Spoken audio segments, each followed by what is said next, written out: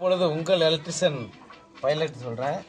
இது மாதிரி நம்ம குடியிருக்கிற வீடுங்களுக்கு வந்து எர்த்து நல்லா ஃபுல்லாக எர்த்து கான்ட்ராக்ட் கொடுக்குறது எப்படின்னு நம்ம இப்போ இந்த வீடியோவில் பார்க்க போகிறோம். முதல்ல வந்து இது வந்து 3 ஃபீட்டு எர்த்ராடு எர்த்ராடு நல்லா பார்த்துக்கோங்க. 2 இன்ச்சு நிக்கல் போல்ட் ரிட்டன் வாஷரில் வந்து நம்ம டைட்டன் பண்ணலான்னு இருக்கோம். இது ஒரு பைப்பு. இங்கே வந்து இது வந்து கிரவுண்ட் ஃப்ளோர் சர்வீஸுக்கு உண்டான எர்த்து, இது வந்து ஃபஸ்ட்டு ஃப்ளோர் சர்வீஸுக்கு உண்டான எர்த்து. இப்போ வந்து இன்னொரு பைப் எடுப்பா. இப்போ இந்த பைப் அதெல்லாம் கறிக்கோட்டையை ஒரு லேயர் நம்ம ஒரு அடுக்கு போட்டுக்கிறோம். போட்டுங்க.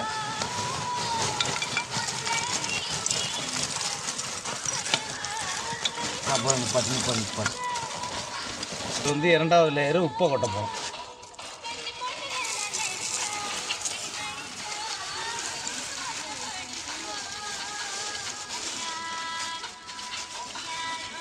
ஃபஸ்ட் லேயர் கறி உப்பு, அடுத்து வந்து சால்ட்டு போடுறோம். அதுக்கப்புறம் திரும்ப கறியை போடுறோம் அடுத்த லேயர்.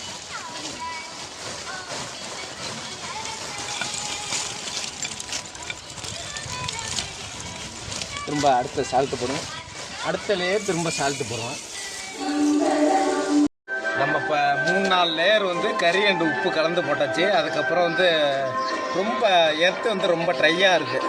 வாட்டர் கண்டென்ட் இருந்தால் தான் வந்து எர்த்து பாசிங் கண்டக்ஷன் அதிகமாகும். அதனால் கொஞ்சம் தண்ணி மிக்ஸ் பண்ணிக்கிறோம்.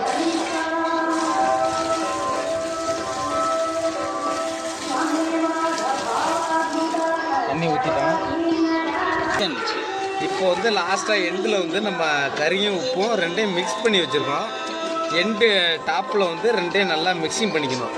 நல்லா இந்த பாருங்கள், இது மாதிரி மிக்சிங் பண்ணி வச்சுருக்கோம். இது மாதிரி போட்டு சால்ட்டும் கறியும் தனித்தனியாக தெரியக்கூடாது, ஃபுல்லாக மிக்சிங்கில் இருக்கணும்.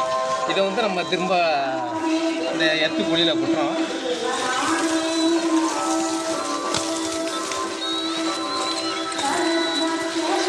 தண்ணி கொஞ்சம் விடணும்.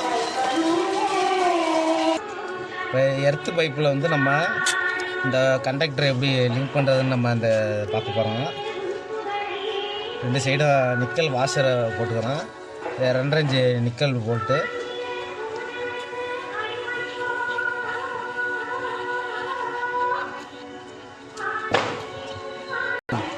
இப்போ வந்து இந்த நிக்கல் போல்ட் நட்டில் கண்டக்டரை வச்சு இப்படி சுற்றி போல்ட்லையும் சுற்றிட்டு ஒயர் மேலேயும் திரும்ப சுற்றிடுவேன்.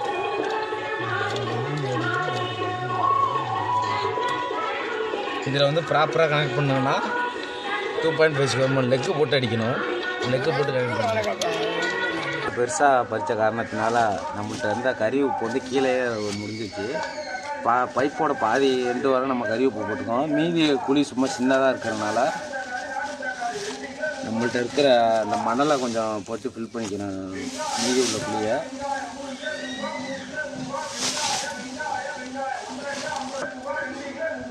மணல் கொட்டினதுக்கப்புறம் ஃபுல்லாக தண்ணி ஊற்றி நல்லா ஃபுல்லாக பைப்பு ஃபுல்லாக பேக்கிங் ஆகிற மாதிரி செட் பண்ணுறோம்.